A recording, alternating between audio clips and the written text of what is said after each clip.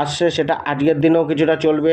দিনের শুরুতে মনে কোনো ভয় বিরাজ করতে পারে, ব্যয়কে নিয়ে কোনো কিছু হানি আপনার মনে ক্লেশ উৎপন্ন করতে পারে।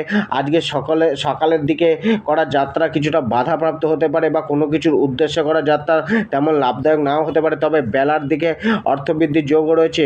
কেরিয়ার প্রফেশন কর্মক্ষেত্রে আজ আপনার কাছ থেকে কঠোর পরিশ্রম চাইছে। অবাঞ্ছিত চিন্তাভাবনা বুদ্ধিকে ভ্রমিত করতে পারে। কারুর উপদেশ মেনে চলুন আর নিয়মের সাথে চলুন। জব ক্লায়েন্টসদের সাথে মিটিং করতে 11টার পরে করুন। শেয়ার মার্কেটে ইনভেস্ট করা থেকে বাঁচুন।